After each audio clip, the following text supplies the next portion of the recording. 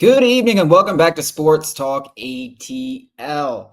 A lot of stuff to get into. We've been gone for the last 10 days. Michael Penix has made 2 starts, but we really can't talk about Michael Penix yet until we talk about the disaster class that Raheem Morris put on display in front of the entire country on national television. It was so inept from a clock management perspective. The Falcons have 40 seconds left. They completed it to Darnell Mooney. There's like 32, 33 seconds left on the clock. You have a rookie quarterback and Michael Penix making his first ever start on the road, and you let him drain. I mean, what, 15, 16, 7. The next play does not snap until 17 seconds left. They don't get really a good play in until 12 seconds left. It was so ridiculous to have 2 timeouts in that situation, not immediately call a timeout. And what makes it even worse, he did it in the first half with 3 timeouts. He took 3 timeouts into the locker room in the first half and then did it again in the second half. No one said, hey, why'd you take 3 timeouts into the half there? Not a single person was talking to Raheem Morris, hey, we should have taken a timeout there. He didn't look at himself and say, why did I have 3 timeouts left and we kicked a field goal when it wasn't fourth down? That never crossed his mind. And then he does it even more egregiously in the second half with the game on the line. I mean, the thing is, we should be starting off talking about this game, about Michael Penix and what he did in the fourth quarter. And we have to talk about the inept ability of Raheem Morris as a head coach. And here's the last thing I'll say before I go. If you don't know when to take timeouts, that detail that is very obvious that me and you can do it, right? Every single person in their house across America, whether you're a Falcons fan, a Commanders fan, was like, take a timeout, take a timeout. What are you doing? Take a timeout. If you can't do something that simple, that detailed, that simple, think about all the other details he's missing as a head coach. Well, a couple of things. I think, from a fan's perspective, we're in the 90 plus percentile in terms of people who watch sports, particularly football, particularly those who can understand it at a different level than a lot of fans. Clock management is the one thing that all fans can kind of connect to because it's very simple in the minds of fans, whereas like scheme and preparation and things like that, especially if you don't play football at a high level, it's very hard to understand. But clock management is one of those things where everybody and their mothers can understand when you're supposed to do this, when you're supposed to do that, and obviously never go into a half or finish a game with timeouts in situations like that. So that's why this is so egregious. And what's most bothersome, this isn't the first time. Like, this is not the first time Raheem Morris has mismanaged a game. And this isn't his first stint as a head coach. This isn't like hey guys, first time head coach. This is his first year. Let's give him a little bit of leeway. A leash should be getting. No. He has more experience at this point than Arthur Smith did when Arthur Smith was fired. Raheem Morris spent 3 seasons in Tampa Bay. He's about a 4th season through Atlanta. Like, there is no, he deserves another shot. If he hasn't learned now, he's never going to learn. And even more so, he's been a coordinator, a positions coach on plenty of teams that have played in big games where those moments he should have learned. If he hasn't learned by now, there is not a quarterback's inaccuracy is something that you're like, well, we have to deal with this. Where time mismanagement isn't one of those things where it's like it just comes and goes, and usually when it comes and goes, it comes in the worst moments of the game. This isn't something that is going to be changed. This isn't something that he learns from and doesn't do it again. Bright lights, deer in the headlights, piss down his pants, whatever you want to say. I've seen enough.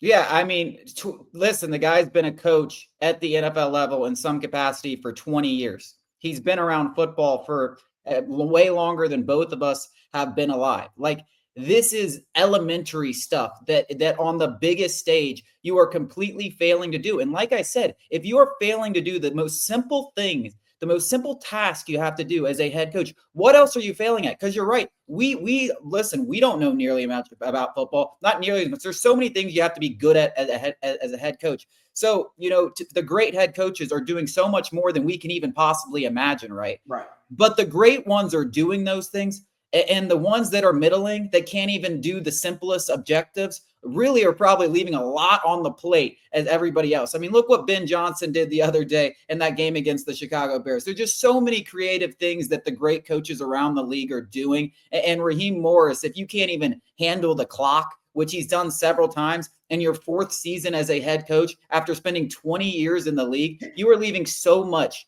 on the thing. I want to say one last thing. Actually, go ahead. What are his game day responsibilities? A report surfaced. I think Ian Rappaport, that he had taken more of a hands-on approach with the defense since the bye week, and obviously the turnaround has been obvious. But he's still not calling the plays. Like, Jimmy Lake is still calling the defensive plays. He's not calling the offensive plays. He's obviously not handling the special teams. The Falcons have a game managing coach. There is a role for managing the games.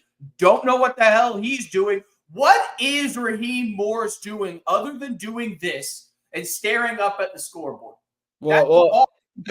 Hey, gives you a good clap anytime someone makes a mistake and says, it's all right, we got him, big guy. Like, he loves doing that. I mean, yeah, it's absolutely pathetic. And I think it's funny when you said piss down his leg in the biggest moment, because that's exactly what Raheem Morris did. And it's funny how a guy making his second ever NFL start, That's the worst part. Went out there in the biggest moments and balled out, which we will talk a lot about Michael Penix later in the show. And a guy with 20 years of experience as a head coach was failed, incompetent, pathetic, disastrous, every single bad adjective you could use to describe. It was the worst display of clock. The only person that is saving Raheem Morris from having the worst display of clock mismanagement I've seen in a very long time is Matt Eberflus on Thanksgiving Day when he allowed Caleb Williams. But Matt Eberflus was checked out, buddy. He was ready to hit Cancun.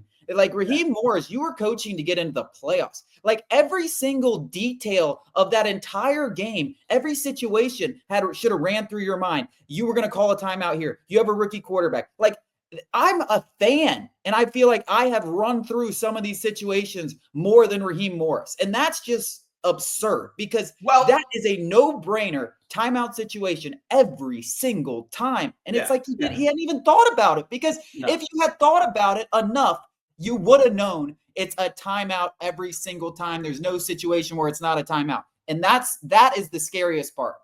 I think the scariest part was his response.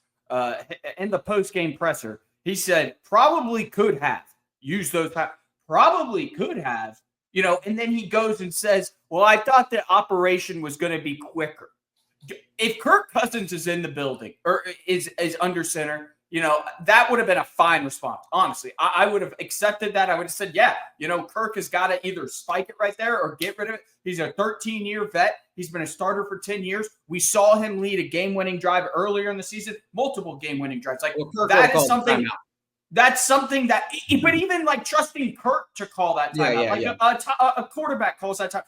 Penix comes out and goes, coach calls the timeout there. I have nothing. And he goes, a guy making his second start on the road in prime time for the playoffs. You were hoping he was going to at least one, speed up the operation, or two, maybe call the timeout himself. Well, I mean, frankly, fire that in that particular scenario, with it being 25 yards downfield and having to get up there, I don't care if it was Kirk Cousins. That should have been an auto timeout. Honestly, you're right. I mean, even the speeding up of the operation thing, it's like, first of all, it's a bogus because he's a rookie making a first start on the road, primetime, all those things I just said. But even more so, it's like, hey, guys, I was going to call a timeout regardless of who was the quarterback or whoever. You should have known. First of all, he's in the headset. He should have known the play. He said, if this ball is incomplete, I'm calling a timeout. Like, it's that simple, Alex. Like, we can sit here and say, and so you're right. The response is totally ridiculous. I mean, frankly, he should show up to the thing with a pie on his face, a clown face, and apologize. Dunce cap. I mean, apologize to the entire organization, the fans, and at least say, hey, I'm gonna be better. I mean, what do we always talk about? Take some accountability. I mean, it's just ridiculous. Like, I mean, Terry Fontenot will never hear from that guy. Arthur Blank will be like, oh, he'll give his pregame hub to Raheem as they go 9-8 next year, and they'll preach about the improvement they made this year, and we'll all just laugh at it and spit in their faces because it's a bunch of BS. But it's disappointing. We'll get into the good stuff, but super frustrating for Raheem Morris last night.